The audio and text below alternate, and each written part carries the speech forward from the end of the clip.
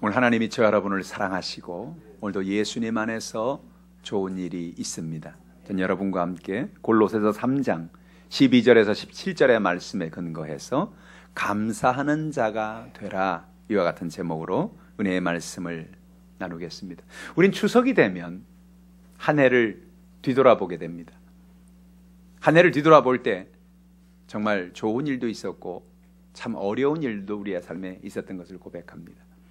이번에 큰 주먹공만한 그런 우박이 떨어져서 많은 과실들의 피해를 입기도 했고, 비가 오지 않아서 그렇게 녹조 현상이 나타나고 저수지가 말라붙고, 그래서 비가 왔으면 좋겠다 했는데 또 비가 또 너무 많이 와가지고 범람을 하고 어려움 가운데 있고, 그런 순간도 있었고, 북한의 핵 문제, 핵 개발, 미사일 발사, 이런 일로 인해서 우리가 가슴을 정말 졸이고 우리 주변의 연약함을 바라보는 그런 순간들도 있었습니다. 그리고 우리는 10월이 되어 이제 이렇게 추석을 맞이하게 됩니다.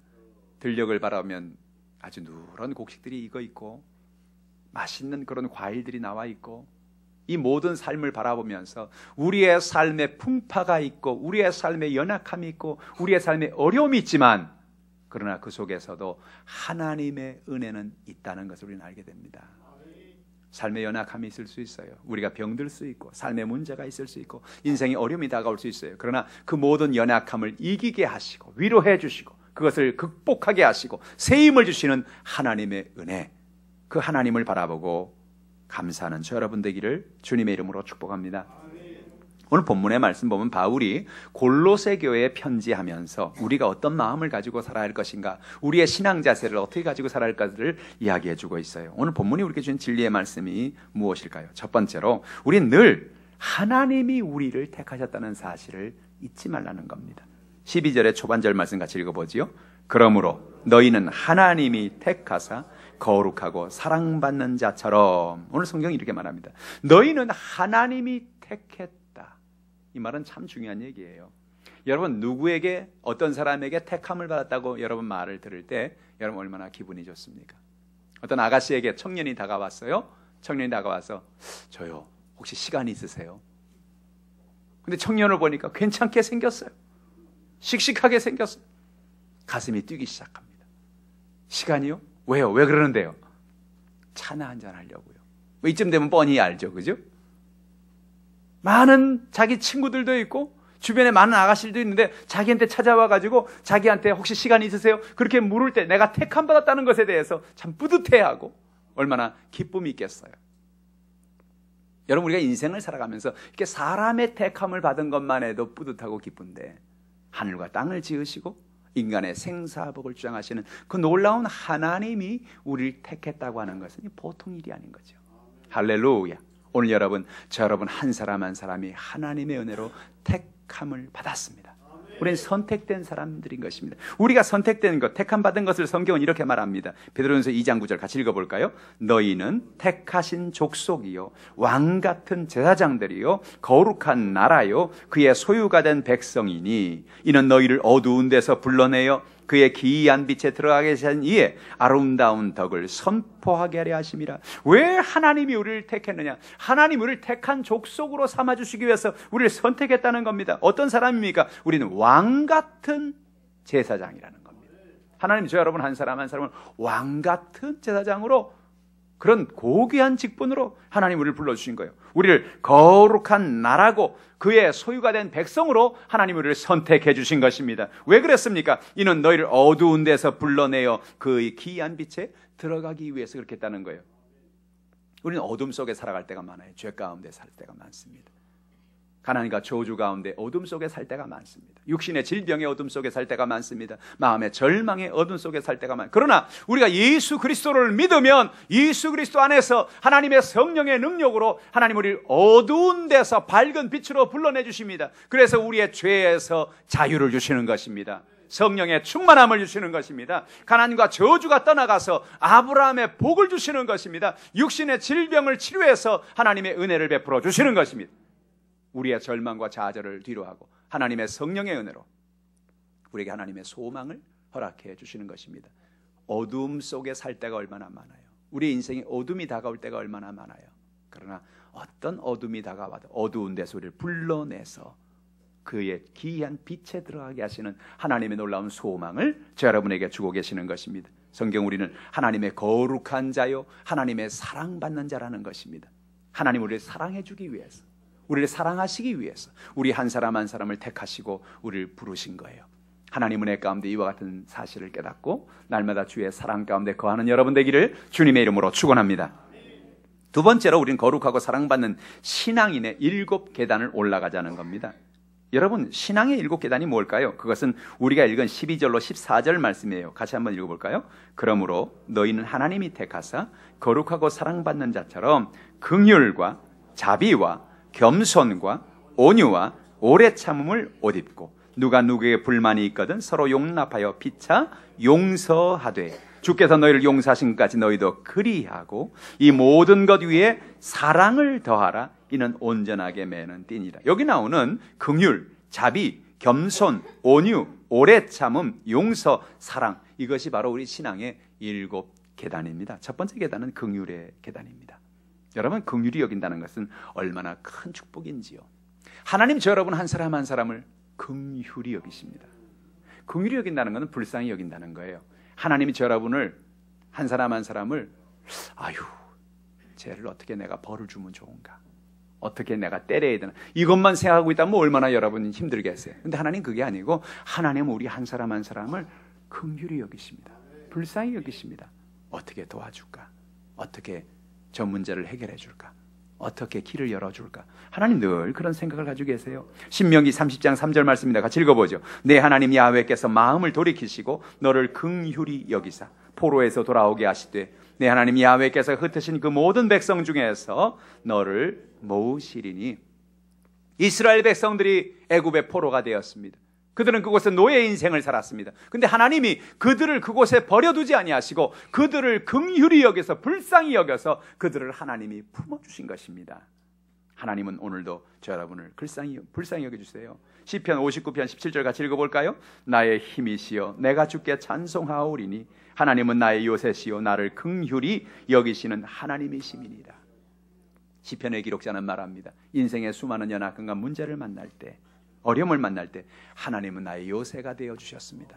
하나님은 나의 반석이 되어주셨습니다. 하나님 나를 긍휼히 여기는 하나님이십니다 라고 고백하는 거예요. 오늘 여러분, 저 여러분이 이와 같이 하나님의 긍휼히 여김을 받음을 감사하고 저 여러분도 긍휼히 여기며 사는 여러분 되기를 주님의 이름으로 축복합니다. 오늘 우리가 긍휼히 여기라는 것입니다. 우리가 긍휼히 여김을 받았기 때문에 남편과 아내가 긍휼히 여기라는 거예요. 부모가 자녀가 서로를 긍휼히 여기라는 거예요. 형제가 형제를 서로 긍휼히 여기라는 거예요. 우리가 만나는 사람들을 긍휼히 여기시는 여러분 되길 바랍니다. 부부가 갈등이 생기고 어려움이 생기는 것은 서로 긍휼히 여기는 마음이 사라질 때 그렇습니다. 서로를 불쌍히 여기면, 서로를 긍휼히 여기면 어떤 연약함도 품어줄 수가 있는 거예요.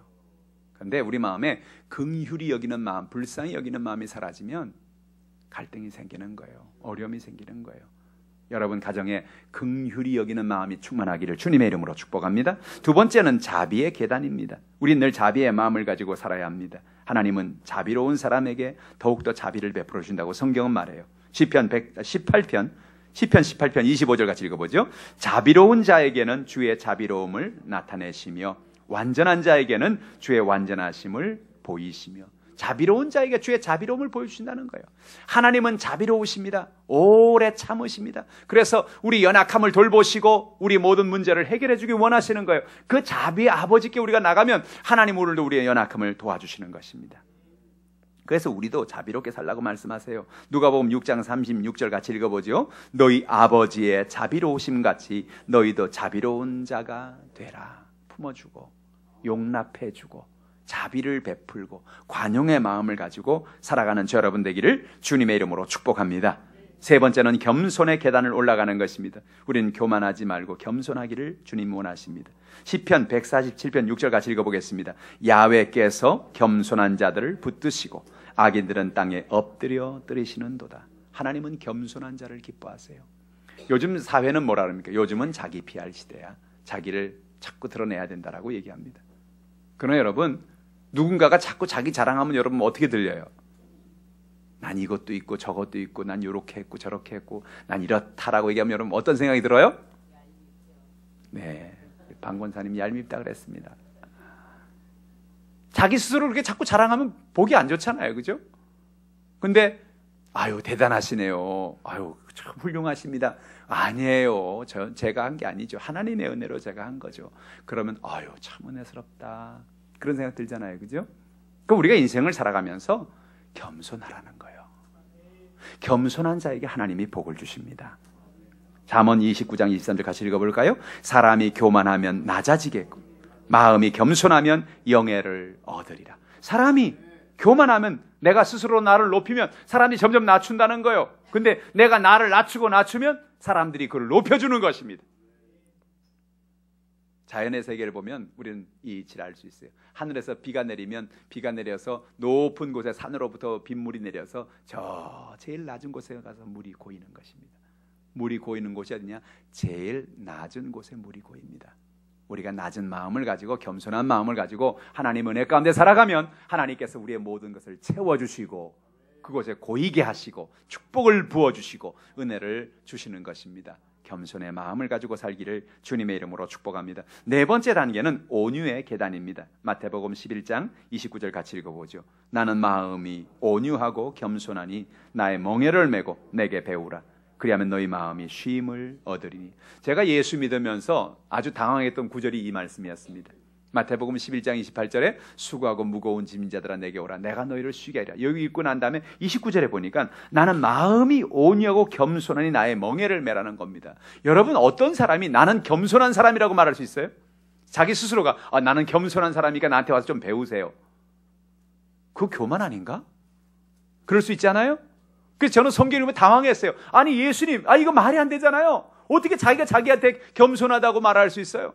근데 성경을 보니까 진짜 그러더라고요. 예수님이 얼마나 겸손한 분이 진짜 얘기하시는 거예요. 진짜 난 진짜 겸손한 사람이거든. 나한테 와서 배워. 그 얘기예요. 겸손을 배우라는 거예요. 우리 마음에 교만함을 내려놓고 겸손하게 살아가는 여러분 되기를 주님의 이름으로 축복합니다. 온유한 자가 주님의 온유함 속에서 나는 온유하고 겸손한. 여러분 예수님 얼마나 온유하셨어요? 예수님이 화낸 것 몇 번 있었어요. 근데 그 화낸 것은 정말로 하나님의 뜻을 완전히 거스렸을 때, 예를 들어서 성전에서 막 비둘기 팔고 막 이렇게 성전에 돈 바꿔주고 그럴 때 예수님께서 분노하셨죠. 오늘 우리가 인생을 살아갈 때 우리의 삶 속에서 주님이 평상시에 온유하셔요. 그러나 하나님의 집을 그렇게 만드는 건 하나님, 예수님은 용납하지 않으셨어요. 오늘 여러분의 삶 속에 하나님 은혜 가운데 겸손과 온유의 마음을 가지고 살기를 주님의 이름으로 축복합니다. 평상시에 주님 얼마나 온유하셨는지. 바리새인들, 헤롯 당들, 사두개인들이 예수님을 공격해요. 근데 그럼에도 불구하고 대싸우지 않으셨어요. 또 용서하셨어요. 놀라운 용서, 놀라운 온유가 무엇입니까? 예수님 십자가에 올라가셨잖아요. 십자가에서 예수님의 옷을 다 뺏었어요. 성경에 보니까 로마 병정들이 예수님의 겉옷과 속옷을 뺏어서 그것으로 제비 뽑아서 누가 이거 가져가냐. 참 그렇죠. 아무리 그래도 그렇지. 아니 사람 입던 것, 그것도 사형수가 입는 옷을 가져간다는 게 말이 돼요. 근데 옛날엔 그랬어요. 사형수든 뭐든 옷 한 벌이 얼마나 비싼지, 옷 한 벌을 장만한다는 게 얼마나 쉽지 않은지. 그러니까 속옷이고 겉옷이고 뭐 남이 입던 거고 뭐고 막 서로 막 뺏어가려는 거예요. 근데 여러분 속옷과 겉옷을 다 뺏어갔다는 건 뭐예요? 예수님 완전히 발가 벗겨서 십자가에 올라갔다는 거예요. 얼마나 고통스러운 얘기예요. 근데 그 순간에도 예수님은 온유하셨어요. 아버지, 저들의 죄를 용서해 주십시오. 저들이 알지 못해서 그럽니다. 온유하신 주님의 모습을 보게 되는 것입니다. 온유한 자가 땅을 기업으로 차지합니다. 시편 37편 11절입니다. 같이 읽어보죠. 그러나 온유한 자들은 땅을 차지하며 풍성한 화평으로 즐거워하리로다. 온유한 마음으로 살아갈 때 하나님이 그에게 복을 주십니다. 우리가 강팍하고 강한 마음을 가지고 그렇게 인생을 살아가면 우리가 부자가 되고 큰 축복을 받을 것 같잖아요. 그렇지 않아요. 온 우리의 인생을 돌아보면 우리의 마음이 온유할 때 정말로 그 사람이 복을 받는 사람이에요. 우리는 그 사람이 잘 살았나 못 살았나 그 사람의 마지막을 보면 알아요. 그 사람의 마지막 세상을 떠날 때 그 사람에게 찾아가서 사람들이 하는 얘기를 들어보면 알아요. 어떤 사람은 누가 세상을 떠나시면 가서 그런 얘기를 해요. 장례에서 그 사람의 영정을 보면서 아이고 그렇게 살려고, 그렇게 살다 그렇게 가려고 인생을 그렇게 살았냐. 이건 잘못 산 거예요. 이렇게 살면 인생은 잘못 산 거예요. 영정을 바라보면서 참 안 됐다. 당신은 좀 더 살았어야 되는데. 당신은 좀 더 살았어야 돼요. 사도행전에 보면 그러잖아요. 다비다가 세상을 떠났을 때 그 주변에는 여인들이 와가지고 눈물 흘리면서 베드로에게 말합니다. 이 여자를 살려주세요. 이 여자를 살려주세요. 이 여자는 죽어서는 안 되는 여자입니다. 왜 그래요? 이 여자가 우리한테 이렇게 속옷을 지어줬고요, 우리 옷을 지어줬고요, 우리가 사랑을 베풀었고요. 이 사람은 죽어서는 안 된 사람. 그러니까 베드로에게 하도 요청을 하니까 베드로가 죽은 시체가 있는 다락에 올라가서 이 여인을 살려버린 거 아닙니까? 놀라운 일이에요. 어떻게 이런 일이 있을 수 있어요? 그의 마음속에는 그 은혜가, 그 온유함이, 주변에 있는 사람들에게 베푸는 그 사랑이 사람들로 말미암아 그를 죽게 내버려둘 수가 없었던 거예요. 오늘 저 여러분이 그런 죽음을 맞이하길 바랍니다. 우리가 세상을 떠났을 때 사람들이 우리의 영정 앞에 찾아와서 우리를 바라보면서 참 아까운 사람입니다. 이분은 좀 더 오래 사셨으면 좋았을 것 그랬습니다. 참 안타깝습니다. 이런 말을 들어야지. 안 됐다. 그렇게 살려고 그렇게 살았냐. 뭐 그런 말을 들으면 말은 안 하겠지만 속으로 얼마나 안타까운 죽음이겠어요. 온유하시기를 주님의 이름으로 축복합니다. 다섯 번째 계단은 오래 참음의 계단입니다. 오래 참음은 성령이 우리 주는 열매예요. 갈라디아서 5장 22절 같이 읽어보죠. 오직 성령의 열매는 사랑과 희락과 화평과 오래 참음과 자비와 양선과 충성과. 여러분 오늘 이 성경에 보니까 오래 참음은 성령의 열매라고 말합니다. 여러분 훌륭한 것을 만드는 것은 오랜 시간이 걸립니다. 간단한 것을 만드는 건 시간이 얼마나 안 걸려요. 라면 끓이는 건 10분이면 끝나죠. 그런데 유명한 요리사가, 유명한 제빵사가, 유명한 어떤 음식을 만드는 사람이, 여러분 이 TV에 나오는 거 보면요, 이 음식을 만들면 며칠을 숙성을 시키고 그걸 또 어떻게 뭐 처리를 하고, 그래서 그걸 가지고 뭐 빵을 만든다든지 그걸 가지고 요리를 한다든지. 간단한 라면은, 인스턴트 라면은 5분이고 10분이면 끓일 수 있어요. 그런데 훌륭한 것은 시간이 걸립니다. 귀한 것은 시간이 걸립니다. 유명한 화가가 작품을 한 달에 한 점을 그린다고 얘기합니다. 아니 뭐 작품이야, 화가면 쑥쑥쑥쑥 하면 몇 시간이면 하나 그릴 수 있지 않겠어요? 근데 그 그림을 몇 시간을, 하루에 몇 시간을 매달려서 그리고 또 덧칠을 하고 또 그리고 또 덧칠, 그러니까 한 달에 하나를 만드는 거예요. 훌륭한 것은 오랜 시간이 걸립니다. 오늘 우리가 인생이, 우리의 삶이, 우리의 신앙이 여러분 고귀한 인생이 되기 위해서 우리는 오래 참는 신앙이 돼야 돼요. 오래 참아야 돼요. 참아줘야 돼요. 인내해야 돼요. 우리의 삶 속에 이런 은혜가 있기를 주님의 이름으로 축복합니다. 여섯 번째 계단은 용서의 계단입니다. 하나님 우리를 용서하셨지요. 예레미야서 50장 20절 같이 읽어보죠. 야훼의 말씀이니라. 그날 그때에는 이스라엘의 죄악을 찾을지라도 없겠고 유다의 죄를 찾을지라도 찾아내지 못하리니 이는 내가 남긴 자를 용서할 것임이라. 여러분 하나님이 대단한 것은요, 하나님이 위대하신 것은요, 하나님은 아무리 우리가 죄를 지었어도, 아무리 우리가 연약해도 또 용서하신다는 겁니다. 하나님은 용서의 하나님이세요. 때로 우리가 얼마나 허물이 많아요. 우리가 얼마나 죄 가운데 살아가요. 우리가 얼마나 내 뜻대로 내 마음대로 인생을 살 때가 많아요.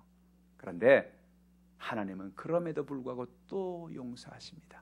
또 품어주십니다. 그래서 하나님 우리에게 말합니다. 나처럼 너희도 용서하고 살아라. 그게 인생의 축복받는 비결이라고 말합니다.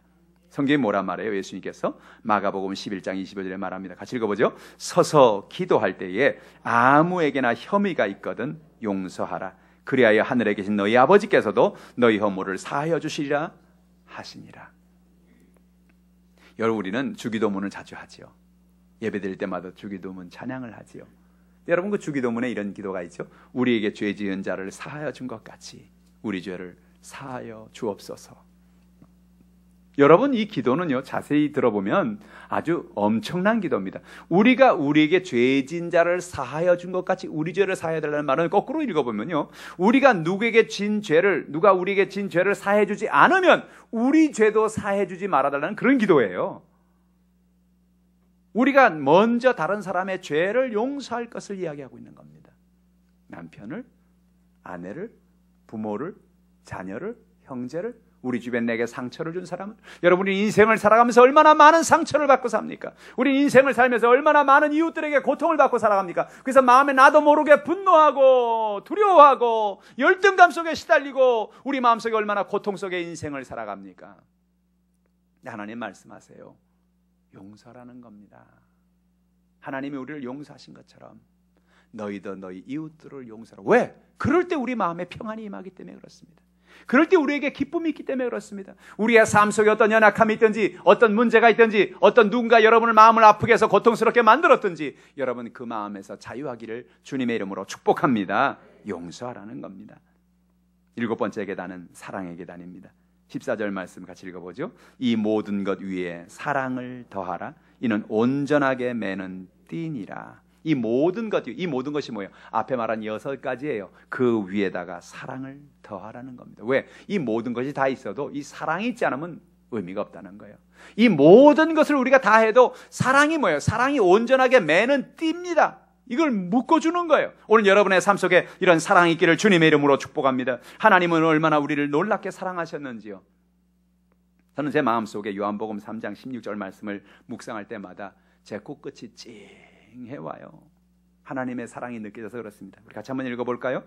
하나님이 세상을 이처럼 사랑하사 독생자를 주셨으니 이는 그를 믿는 자마다 멸망하지 않고 영생을 얻게 하려 합니다. 오늘 성경 뭐라 말합니까? 하나님이 세상을 이처럼 사랑했다는 거예요.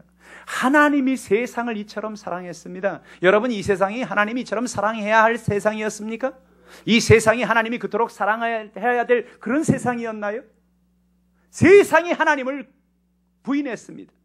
세상이 하나님을 반역했습니다. 아담과 하와는 하나님의 은혜와 축복 가운데 태어났음에도 불구하고 하나님의 말씀을 거절하고 불순종하고 자기 뜻대로 자기 마음대로 살았습니다. 그런데 그럼에도 불구하고 하나님은 이 세상을 이렇게 사랑하고 계십니다. 어떻게 사랑하셨어요? 이처럼 사랑했다는 겁니다. 이처럼이 어떤 사랑입니까? 독생자를 주셨다는 겁니다. 하나님 아들이 몇이에요? 하나님 딸이 몇입니까? 하나님은 아들 하나밖에 없습니다. 하나님 딸도 없으세요. 그런데 그 하나님이 그 하나밖에 없는 아들을 우리에게 내어주셨다는 거예요. 여러분 한번 물어볼까요? 여러분이 정말 누군가를 사랑하는데, 여러분 누군가를 정말 너무너무 좋아하는데, 저 사람 내가 너무너무 좋아해. 근데 그 사람에게 큰 문제가 생겨가지고 여러분 자녀의 생명과 바꿔야 된다면 하시겠어요?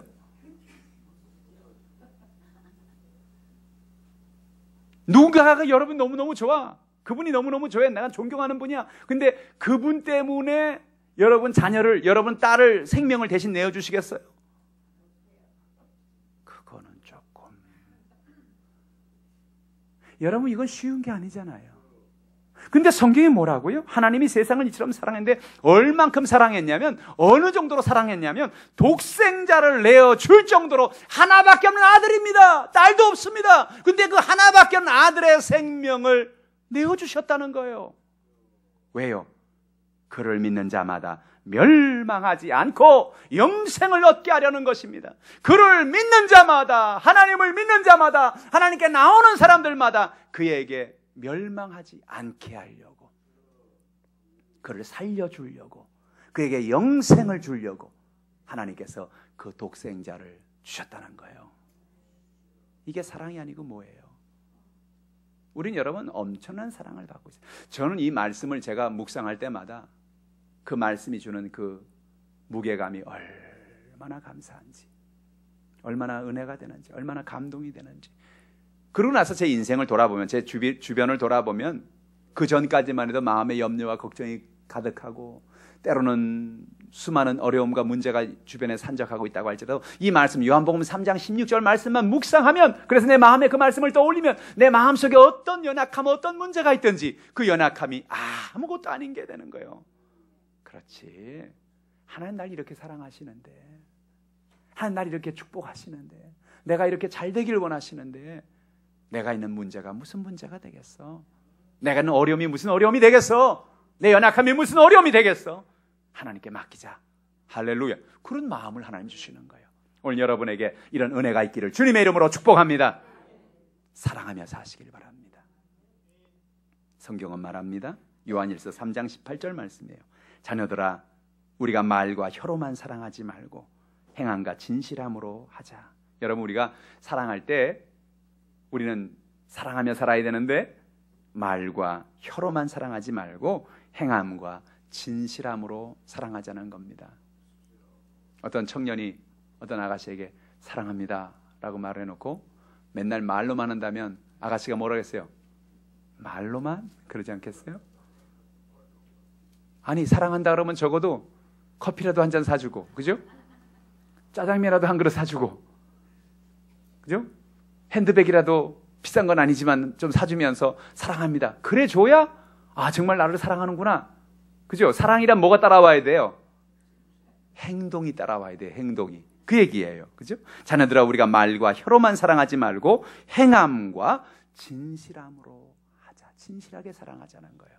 오늘 여러분에게 이런 은혜가 있기를 주님의 이름으로 축복합니다. 세 번째로 우리는 감사하는 사람이 되자는 겁니다. 15절로 17절 말씀 같이 읽어보죠. 그리스도의 평강이 너희 마음을 주장하게 하라. 너희는 평강을 위하여 한 몸으로 부르심을 받았나니 너희는 또한 감사하는 자가 되라. 그리스도의 말씀이 너희 속에 풍성히 거하여 모든 지혜로 피차 가르치며 권면하고 시와 찬송과 신령한 노래를 부르며 감사하는 마음으로 하나님을 찬양하고 또 무엇을 하든지 말에나 일에나 다 주 예수 이름으로 하고 그를 힘입어 하나님 아버지께 감사하라. 그리스도의 평강이 너희 마음을 주장하게 하라는 겁니다. 예수 믿으면 우리의 삶의 가장 큰 변화는 우리 마음의 평강이 다가오는 것입니다. 기뻐지는 거예요. 마음에 감사가 넘쳐나는 것입니다. 오늘 여러분 마음속에 평강이 넘쳐나는 여러분 되길 바랍니다. 그런데 평강이 넘치는 삶이 무엇이냐? 15절 하반절에 너희는 또한 감사하는 자가 되라. 16절에 감사하라. 17절에 감사하라. 15절, 16절, 10절 계속해서 나오는 말이 뭡니까? 우리가 평강을 누리고 살아가는 중요한 비결이 있는데 그게 뭐냐? 감사를 잊어버리지 말고 살라는 겁니다. 감사하자. 여러분 오늘 이 자리에 나와서 예배 드리고 있는 거 감사하시길 바랍니다. 우리는 때로는 인생을 살면서 모든 것을 너무나 당연하게 여길 때가 참 많아요. 아침에 눈을 뜬 게 당연한 거고, 아침에 밥을 맛있게 먹는 게 당연한 거고, 걸어 다니는 게 당연한 거고, 우리가 사람들을 만나 대화하고 말하고 들을 수 있는 게 당연한, 볼 수 있는 게 당연한 거고, 우리는 이게 너무나 당연하게. 근데 여러분, 이 당연한 게 당연하지 않은 사람이 우리 주변에 얼마나 많은지 몰라요. 우리가 당연하고 생각하는, 우리가 매일 당연하다고 생각하는 그거, 우리가 아침에 일어나고 우리가 걷고 우리가 밥을 먹고 우리가 사람들과 대화하고 보고 듣고 이 모든 것들이 우리가 너무나 당연하게 생각하는 일들이 당연하지 않은 사람들이 너무나 세상에 많아요. 우린 감사를 잊어버리고 살고 있는 거예요. 감사하고 살아야 돼요. 할렐루야. 오늘 주의 말씀이 여러분에게 풍성히 임하기를 주님의 이름으로 축복합니다. 그래서 시와 찬송과 신령한 노래를 부르고 감사하는 마음으로 하나님을 찬양하라는 것입니다. 여러분 감사의 찬양이 얼마나 놀라운 기적을 가져오는지요. 역대하 20장 21절 이하에 보면 여호사밧 왕이 마온과 암몬과 세일산 주민들이 그들을 쳐들어왔을 때 그들은 방법이 없었습니다. 전쟁을 하면 질 게 뻔하고 무기도 없고 이건 우린 끝장났다 그렇게 생각하고 있는데 하나님 앞에 나가 기도하는데 하나님께서 그에게 응답을 주셨습니다. 이 전쟁은 너희가 싸울 것이 아니라 내가 너희들에게 승리를 주겠다고 말씀하십니다. 그 말씀을 듣자마자 여호사밧 왕이 얼마나 감사한지 그래서 그가 전쟁에 나가면서 정말 역사에 없는 일을 합니다. 성가대를 조직했습니다. 찬양팀을 조직하고 예복을 입혀 성가대 옷을 입혔어요. 그들을 찬양하게 했습니다. 그것이 역대하 20장 21절로 22절 말씀입니다. 같이 한번 읽어보죠. 백성과 더불어 의논하고 노래하는 자들을 택하여 거룩한 예복을 입히고 군대 앞에서 행진하며 야훼를 찬송하여 이르기를 야훼께 감사하세 그의 인자하심이 영원하도다 하게 하였더니 그 노래와 찬송이 시작될 때에 야훼께서 복병을 두어 유다를 치러 온 암몬 자손과 모압과 세일산 주민들을 치게 하심으로 그들이 패하였으니. 할렐루야. 이상한 전쟁입니다. 이상한 군대입니다. 군대 앞에 찬양팀을 만들어 놨습니다. 성가대를 만들어 거룩한 예복을 입게 했습니다. 그리고 그들에게 찬양하는데 뭐라고 찬양합니까? 야훼께 감사하세 그의 인자하심이 영원하도다. 야훼께 감사하세. 따라합시다. 야훼께 감사하세 그의 인자하심이 영원하도다. 문제가 없어서 감사하자는 게 아니에요. 어려움이 없어서 감사하자는 게 아니에요. 우리의 삶에 문제가 연약함이 없어서 감사하자는 게 아니에요. 오늘까지 하나님이 은혜로 나를 붙잡아준 게 감사한 거예요. 지금 내게 문제가 생겼어요. 어려움이 생겼어요. 근데 그 전에는 그 어려움이 없었잖아요. 그 전에는 그 문제가 없었잖아요. 그 전에는 그 질병이 없었잖아요. 그렇게 없이 살아온 것이 얼마나 감사한지 하나님께 감사하자. 그의 인자는 사랑이거든요. 그의 사랑이 영원함이로다. 그들은 다른 노래 하지 않았어요. 야훼께 감사하세 그 인자하심이 영원하도다. 야훼께 감사하세 그 인자하심이 영원하다. 몇 분 우리 같이 한번 따라해 볼까요? 야훼께 감사하세 그 인자하심이 영원하리로다. 야훼께 감사하세 그 인자하심이 영원하시리로다. 야훼께 감사하세 그 영원하심이 그 인자하심이 영원하리로다. 할렐루야. 우리가 하나님 앞에 감사하자는 거예요. 매일매일 여러분 감사를 주 앞에 드리자는 거예요. 우리가 감사할 때, 찬양할 때 하나님의 놀라운 영광이 임하는 것입니다. 시편 100편 1절로 5절에 시편의 기자는 오늘 그가 하나님 앞에 얼마나 감사하는지 이 찬양을 주 앞에 드리고 있습니다. 온 땅이여 야훼께 즐거운 찬송을 부를지어다. 기쁨으로 야훼를 섬기며 노래하면서 그의 앞에 나아갈지어다. 야훼가 우리 하나님이신 줄 너희는 알지어다. 그는 우리를 지으시니요 우리는 그의 것이니 그의 백성이요 그의 기르시는 양이로다. 4절 5절 같이 읽어볼까요? 감사함으로 그의 문에 들어가며 찬송함으로 그의 궁정에 들어가서 그에게 감사하며 그의 이름을 송축할지어다. 야훼는 선하시니 그의 인자하심이 영원하고 그의 생실하심이 대대에 이르리로다. 할렐루야. 온 땅이여 야훼께 즐거운 찬송을 부르라고 시편의 기자는 말합니다. 기쁨으로 야훼를 섬기며 노래하면서 그 앞에 나가라는 것입니다. 왜 그래요? 그가 우리를 지었다는 겁니다. 우리는 그의 것이고 그의 백성이요 그의 기르신 양이라는 겁니다. 그래서 날마다 감사를 잊지 않겠다는 것입니다. 교회 여러분 들어올 때마다 여러분 감사합니다. 교회를 나갈 때마다 감사합니다. 여러분 집을 나올 때마다 감사합니다. 여러분 집을 들어갈 때마다 감사합니다. 여러분 길을 걸어갈 때마다 감사합니다. 놀라운 일이 일어나요. 마귀가 견디지 못하는 사람이 있어요. 시험이 견디지 못하는 사람이 있어요. 질병이 견디지 못하는 사람이 있어요. 어떤 사람이냐? 감사하는 사람입니다. 환경은 감사할 조건이 아니에요. 환경은 감사할 환경이 아니에요. 환경은 여러 가지 문제가 여전히 산적해 있어요. 그럼 어떻게 감사할 수 있어요? 하나님의 위대하심을 바라보고 감사할 수 있는 겁니다. 하나님의 선하심을 바라보고 감사할 수 있는 겁니다. 하나님 그래요. 내가 지금 힘들어요. 내가 지금 어려워요. 내가 삶에 연약함이 있어요. 내가 질병 가운데 있어요. 그러나 주님 감사합니다. 왜? 주님이 그 삶을 감사로 바꿀 것을 믿기 때문에. 주님 나를 사랑한 걸 나는 알기 때문에. 주님 내게 사랑을 베풀어 주고 나는 믿기 때문에. 시편의 기자가 오늘 고백하는 고백이 바로 그런 거예요.